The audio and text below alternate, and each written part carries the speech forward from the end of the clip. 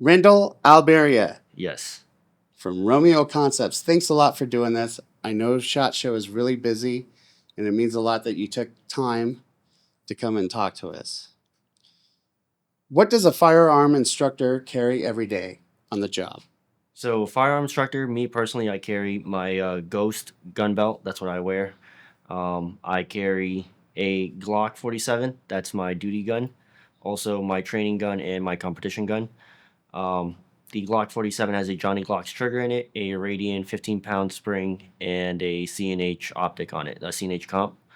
Um, I carry a Sharpie to mark my targets.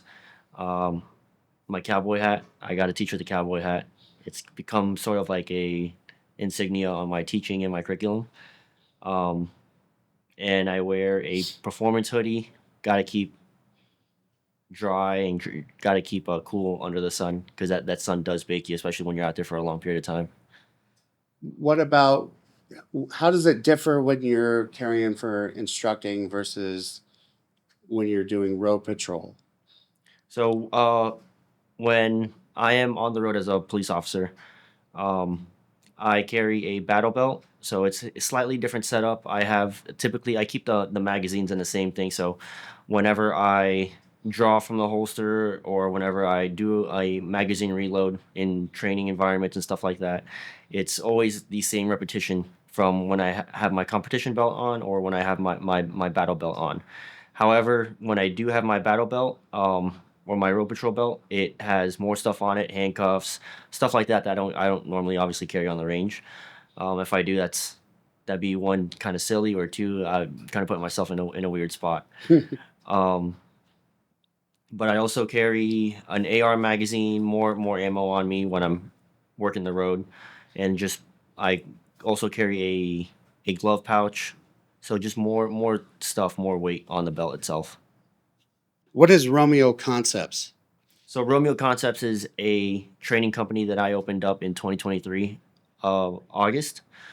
Before that I was teaching under other companies, and then in 2023 it was time for me to kind of open up and kind of venture my own way. Um, it's a training company that I developed after I saw a division in the training world. So a lot of the times you'll see tactical firearm training or competition style firearms training. What I try to do is I try to merge both worlds and develop my curriculum around that. So instead of having a tactical class, I'll integrate that with competition style aspects, and that's how my business differs from other businesses. So you're saying that because it seems like there's like you said a division where if you're a competition shooter you can't use those skills in the real world, but you're saying absolutely you can. 1,000%, 1,000%. So in the competition world, when I my shooting background, I started off as a tactical shooter, right? So, uh, the beginning of my training, I started training off with Tony Seminot, Real World Tactical, Achilles Heel Tactical, um, Mocha Bear, John Dufresne. I started training with Modern Samurai. So all these classes, I had all these classes under my belt, but I didn't have a whole lot of movement under my belt as far as training. Once I got those classes, I had a good solid foundation of fundamentals. Um, I thought I was the best shooter ever, right? Stationary shooting, bullseye shooting, got really good at it, really proficient at it, and then I ran a competition. So when I ran a competition, um, I got smoked by the end of that competition. Just being friendly to others, I spoke to some of the guys that were there, the guys that were kicking my butt. I asked them like, "Hey, what do you do for work?" "Oh, I'm a bank accountant." "Cool." "Oh, I'm a dentist." I'm like, "Cool." "I'm a cop." So I carry a gun for a living. These guys don't, and I'm getting beat by them. There's a huge problem, right? So are they better at the game itself? Yes, but there's also other things in the shooting world that they're doing so much more better than me. Whether it's target transitions, moving, shooting and moving, all these things, they're dominating in these fields. In the tactical world, it's more of get to a spot, shoot, run to another spot, shoot, right? Um, if it's shooting on the move, it's not done very efficiently. right? So they'll teach you the very, very basics, but in the competition world, it's keeping your structure aligned with the target, keeping a well balanced foundation, having your gun up early, which all of that integrates very, very well into the tactical world. So, there's videos out there where you'll see a officer involved shooting in a traffic stop, right? And then you'll see a competition shooter set that up as a stage. Shooter, are you ready? Stand by. So when they set that up as a stage, they're running backwards, running side to side, and shooting the same exact route that the officer that was involved in that officer involved shooting. So all of that, it integrates very, very well into the tactical world. As a civilian, that makes a lot of sense. You want to be able to move and do the tactical reload and Yeah, everything why not meld the two together, right? right, exactly. How long have you been a police officer in South Florida? So I've been a police officer for approximately seven. I'm coming up on 7 years. Um, got hired straight out of college, became a cop. It was what I always wanted to do. And then 3 years later, after working the road, I tried out for our SWAT team, got on SWAT. We have a part-time SWAT team down in South Florida, for the agency that I work for. Um, so with that being said, as a SWAT officer, I still work the road full time. What are your primary responsibilities when you're on road patrol? Answering calls for service, 911 calls whenever somebody needs help. I'm the guy that responds to the house, So if you're having a mental breakdown or if mom and dad get into a fight, I'm the guy that shows up to go ahead and assist that family.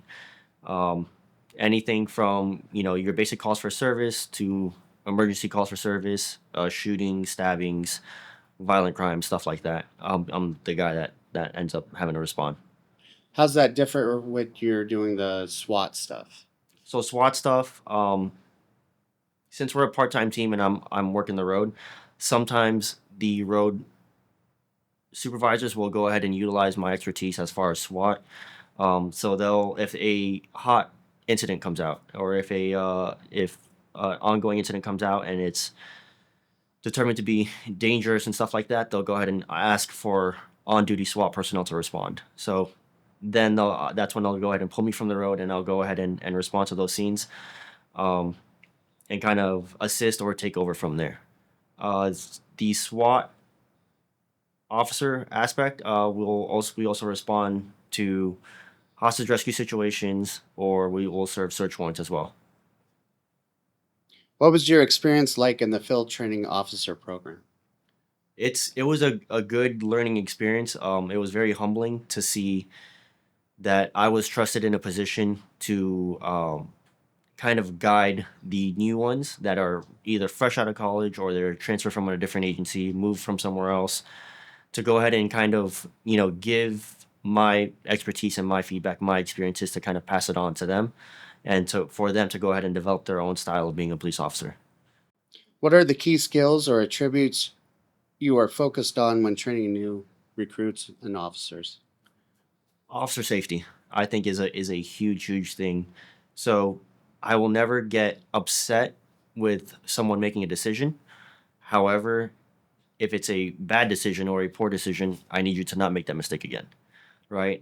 So like I said, like if I have a new trainee, especially who doesn't have any military law enforcement experience, I'll have them make the decision. If it's a bad decision, I'll go ahead and after they complete the call, or uh, after they complete the call, I'll go ahead and pull them back inside the car. Hey, we'll talk about it. Starting from the being dispatched to the call. So when we were first dispatched to the call, how did you feel? What was the route you took? Why did you take that route? Okay, you parked the car where you parked it. Why did you park it there? Okay, you walked up and approached the house in from this side. Why did you do it? All of that stuff. It tells me if they're thinking, if something breaks bad, what's my response? What am I going to do? Where am I going to bound to? Where's my nearest piece of cover? Stuff like that. If they're just kind of walking up, staying in the threshold, standing in front of doors, it tells me that they don't have that mindset hit, like, hey, something bad could happen. So for me, officer safety is a huge, huge thing. because again, a lot of people when they're raised, they've never been sometimes exposed to really bad incidences. So if you take a new officer who's coming out of college, no experience, and they don't have that gut check, you got to make sure that they understand it before it happens or it's too late. What initiatives or programs do you think are crucial for elevating the next generation of officers? So I would definitely say outside training from the police department. Having to go into different companies, find what's your weakness and find what your strengths are. If firearms are your strengths and you feel like you have a well set foundation, hand to hand combatives, Ruben Alvarez from Paradox Training puts on a very, very good hand to hand combative course, right? So you're more than likely going to use your hands in the field of a law enforcement officer more than your actual firearm, right? More than actually discharging your firearm. However, you'll see people all they want to train is firearms. Why not train firearms and combatives? So exploring your weaknesses and not being afraid to go ahead and say, hey, you know what, I suck at this. Let me go ahead and see who's legit out in the training industry, and let me train with them because I need more information, stuff for me to go ahead and practice. If you feel like you're good in combatives, then run a match. Run a jiu-jitsu match. See how if you're gonna say that you're this, then try and test it.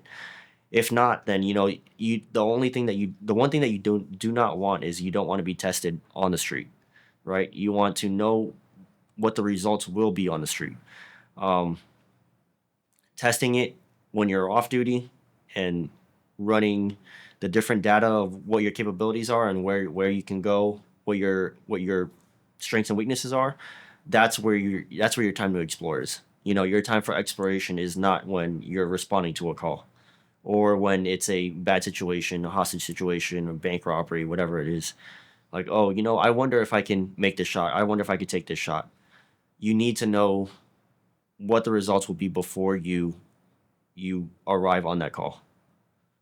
In your opinion, what's the percentage of using your firearm in the line of duty versus hand-to-hand combat? What's the is it like 60-40 or So I would say you're more than likely, if there's a use of force, it's going to be 90 to 95% combatives.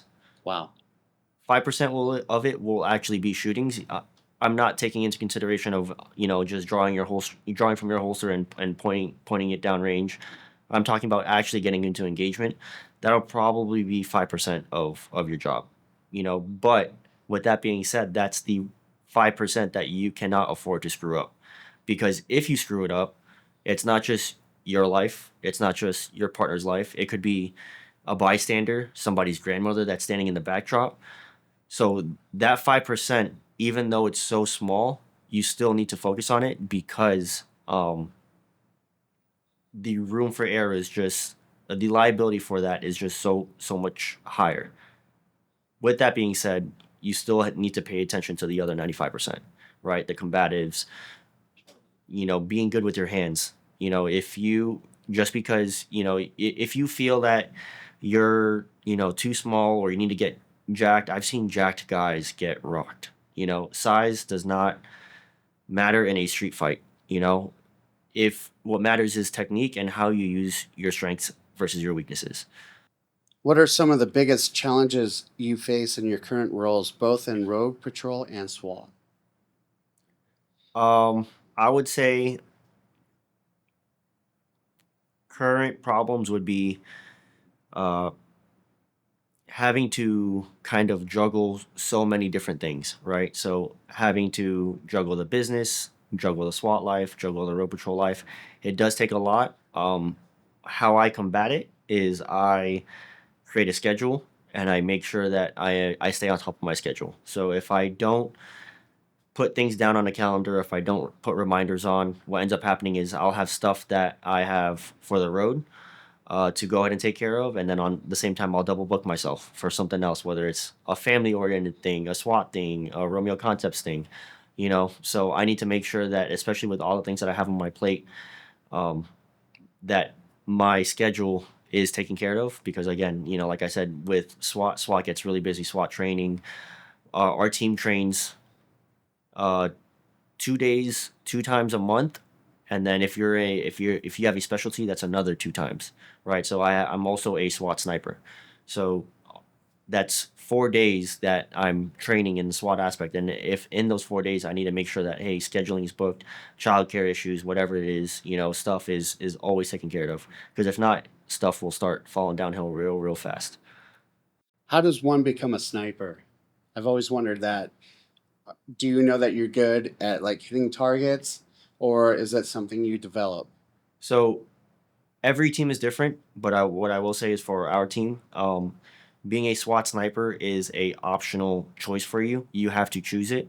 You have to want to be there. If you don't want to be there, we don't mandate anybody to be there, because the last thing that we need is to raise another liability, right? So if we say, hey, X and X officer is going to go to sniper school, and we force him to go to sniper school, the heart won't be there, the passion won't be there, and the next thing you know, they're not going to go ahead and intake all that information that they need to, and progress at the level that they need to.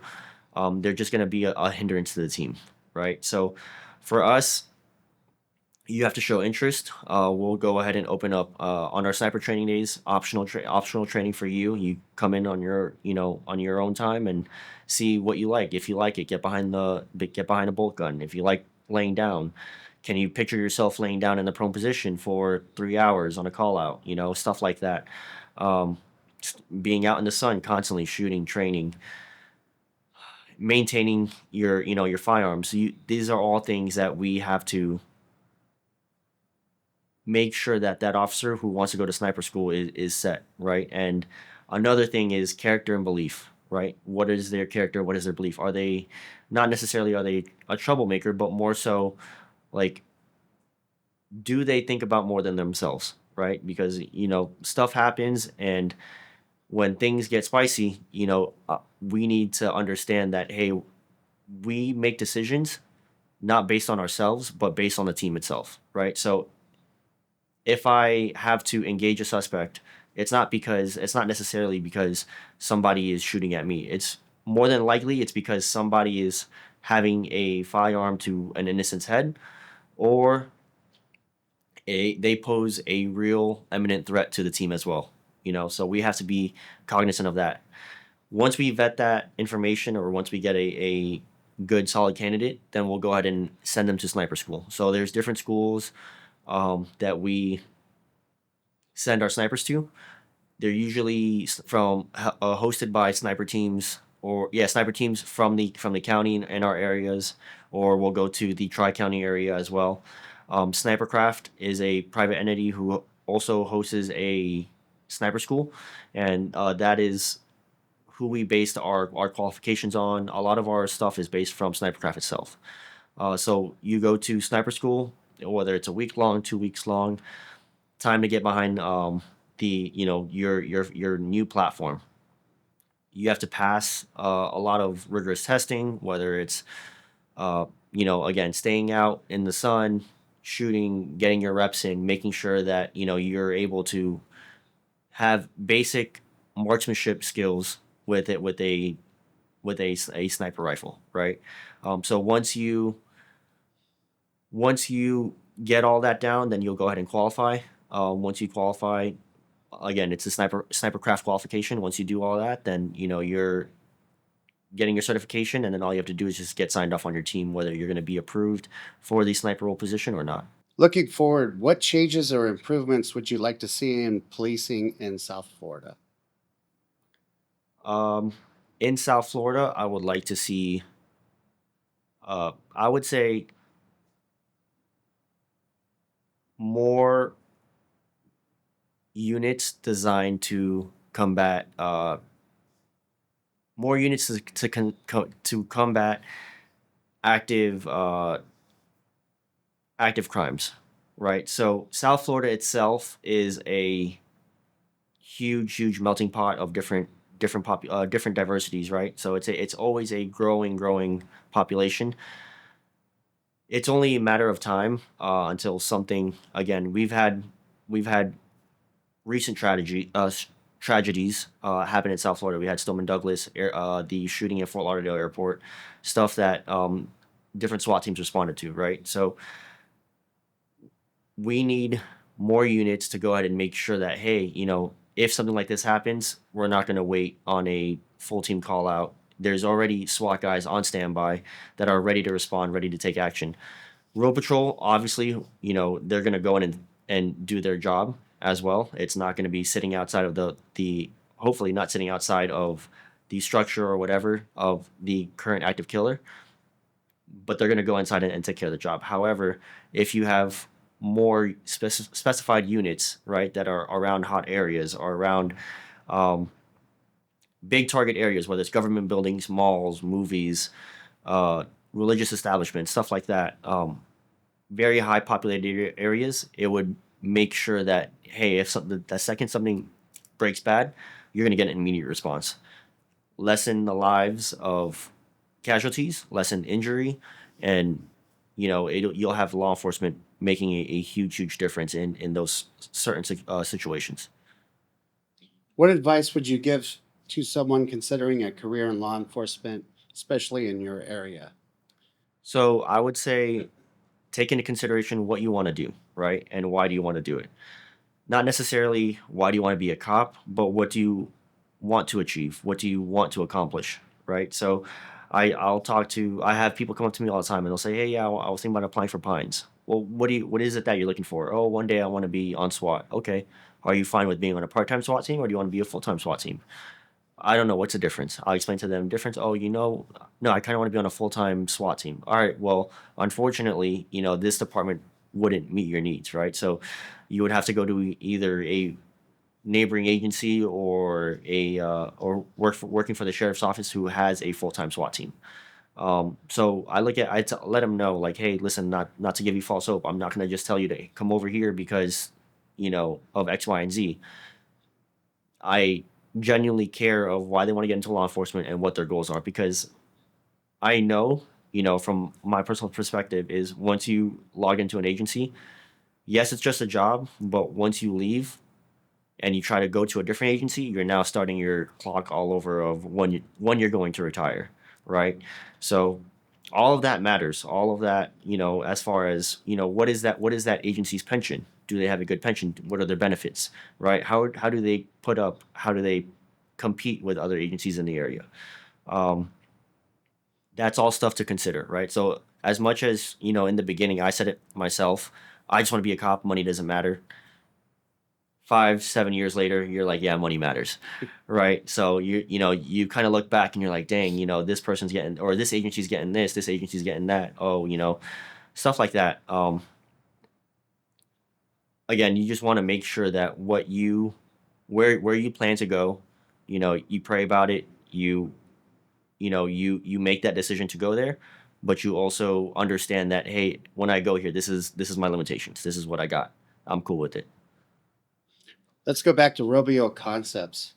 Do you take civilians or is it just for law enforcement? So I take civilians, law enforcement, military personnel, whoever is willing to train and come out on their own dime or come out on their own time to go ahead and shoot. I'm willing to go ahead and help them, whether they want to work on basic mechanics or movement drills or competition style training, whatever the student needs is what I'm open to helping. The only thing that I say is that if it's your first time shooting a gun or if you've been to the range, maybe a handful of times, I'll try to typically do a private first just to make sure that, when I run a class, that person's not going to be any issues flagging anybody and stuff like that and no safety concerns. So I always try to vet the student whenever I have them come in. I'll DM them or text them, I'll get their phone number and ask them like, hey, when was the last time you trained? Or have you ever trained with any other training companies before?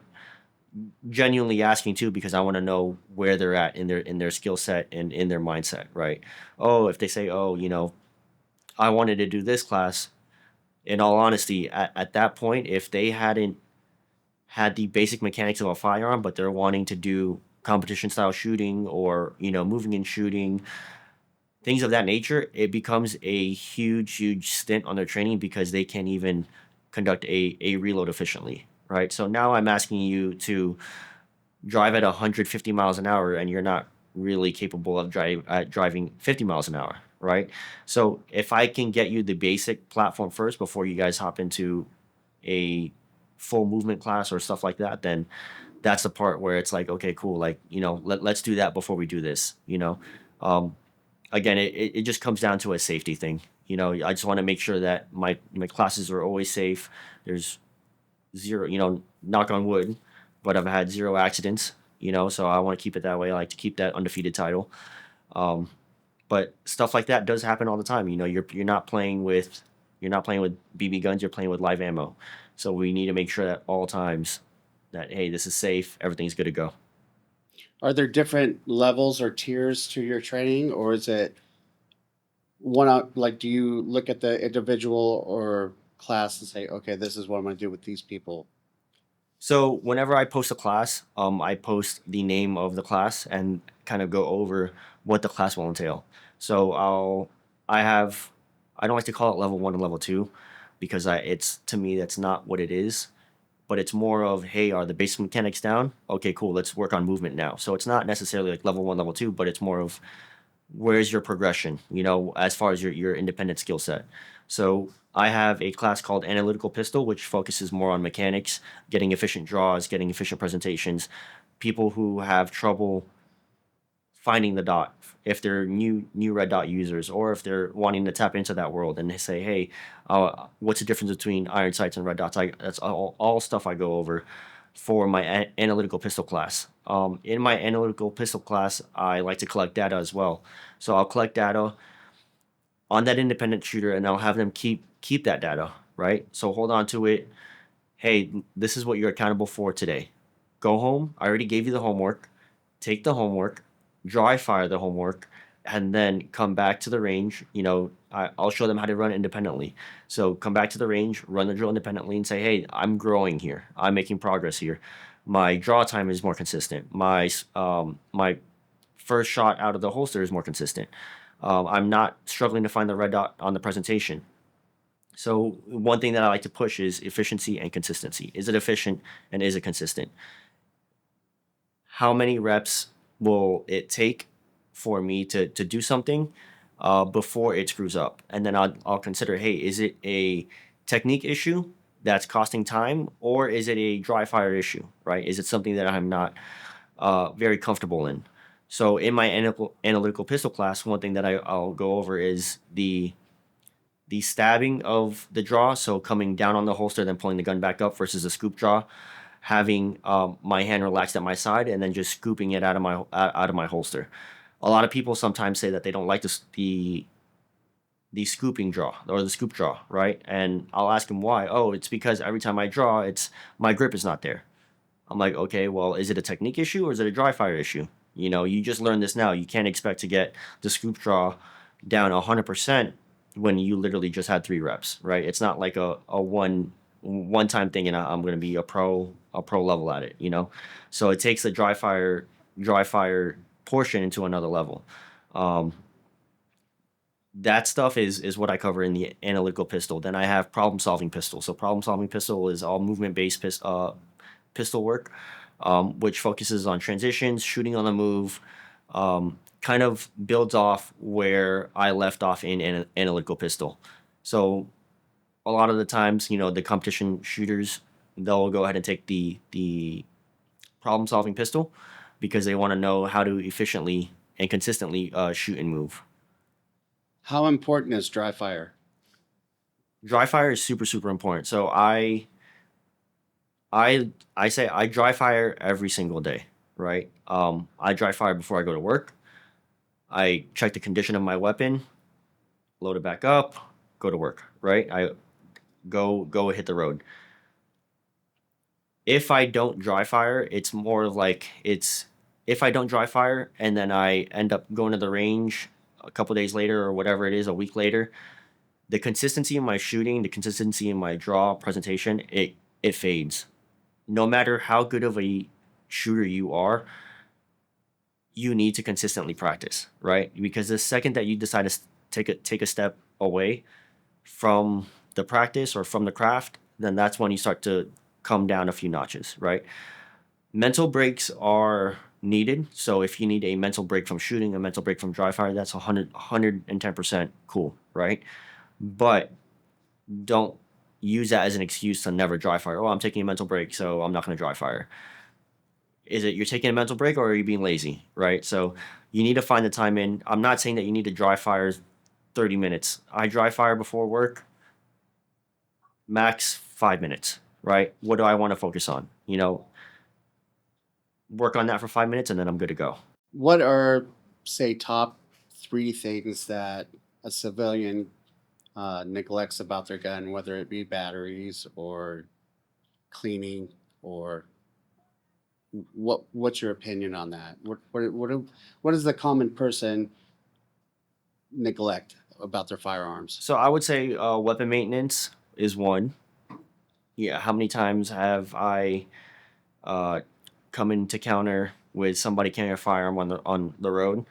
Not necessarily like in a bad way. Like I'm not talking about like a bad subject, right? But it could be a good person who's concealed carrying a firearm, and there's a little bit of for example, a traffic crash, a car accident, right? So person didn't do anything bad. It's just it's just a car accident. They end up, I end up having to, whatever. I see their firearm. I check their firearm, put it in the trunk, right? Just to kind of de-escalate the situation, just in case that person is hot-headed about, the other driver, whatever the case is, right? Check the firearm. One, I'll see, just because I like guns, I'll check what gun it is. Have they changed anything? Um, look at any, look how they maintain it. Is there rust on it? And then, believe it or not, I'll take out the mag, and it's their carry gun, and they have FMJs in it. And I'm like, hey, dude, you have FMJs in your gun, and this is your carry gun. Like you're not at the range. Yeah, I know, it was a cheaper bullet. So, which brings me into my next thing is they don't have they don't carry the proper equipment, right? Um, a lot of them don't know the difference between a hollow point and a FMJ, but it's their due diligence, right? Like if you're going to go ahead and say, hey, I'm going to carry this power, a lot of it comes with a lot of responsibility. So if I'm going to go ahead and carry this gun and I'm going to go ahead and say, hey, something bad happens, I'm going to go ahead and protect my family, protect myself, protect the innocent, whatever, right? And you send around downrange and it goes through and through the bad guy and hits somebody's kid, somebody's grandmother that's in the backdrop, you went from hero to villain in a matter of a second, right? So weapon maintenance, carrying the right gear. How many times I'll see somebody carry a gun in a holster with no retention, right? I'm like, bro, if you get into a fight and you go to the ground right now, that gun's gonna go flying, and that's a loaded gun, right? So stuff like that. Gear is definitely a huge thing as far as the accountability that the civilians are lacking. Um, there's a lot of resources out there. I'm not the only resource. There's a ton of people who are in the industry who do gear review, tell you about it. Is it reliable? Hey, I like this red dot. Why do you like this red dot? Okay, cool. Um, different forums, right? So you may like this red dot, but you got to understand, like, hey, is this a reliable red dot that I'm going to carry, and it's going to be maintaining zero on a day-to-day basis, right? Or again, going back to the gear issue, is how many times do I see somebody who's carrying a red dot and their red dots are completely occluded because it's dusty, it's dirty, they have fingerprints on it, and whatnot. So when you go to present it, you cannot see anything. Cannot see the red dot. Cannot see anything. It's just a big window glass, right? So weapon maintenance is again huge for civilians. For those that don't know, what's the difference between hollow point and FMJ? So FMJ is a cheap round because it's just target practice range. It's target practice ammo, right? So if a FMJ hits a target, what it's intended to do is to keep going, right? What a hollow point does is when it hits the designated target, it flowers and it stops at that designated target. Um, the hollow points are expensive because it's not for you to practice with. it's for you to go ahead and carry that round in the chamber or in the magazine when you're carrying a gun, right? That's the stuff that you really, really need to pay attention to. And people, I tell people, I'm like, hey, you need to do that. Oh yeah, I'll get to it. Okay, if you need to use that firearm and it goes through and through, then it's gonna really, really suck because again, you don't know where that round is gonna go. But you for sure, of course, you always want the round to stop at the designated target. So that's why hollow points are important for carrying in your firearm while you're carrying it. I really appreciate you taking the time. Real quick, how do people get a hold of you for Romeo Concepts or your social media in general? So email I check religiously. You can email me at romeoconceptsllc@gmail.com. My platform that I use right now, where I put a lot of my information on, is Instagram. So Romeo_concepts with an S at the end. Has my logo as the profile picture, and then I'm also on X, Twitter, and Facebook, all on Romeo_concepts. YouTube as well, Romeo Concepts. Thank you so much for spending the time with me, and it's been very informative. Absolutely, thank you for having me. Thank you. From the police standpoint, the SWAT standpoint, I merge the tactical world with the competition world. For me, I like to merge both worlds, so I like to use the tactics along with the competition aspect of it. How do you survive a self-defense encounter? You are reacting to someone's actions, which may lead to deadly force. In that moment, you increase your probability of surviving by two things: speed and accuracy. If you are accurate but not shooting soon enough, in competition, this damages your hit factor. In a self-defense standpoint, that could be your life, a loved one's life, or another innocent person. Speed and accuracy is what I base my curriculum on.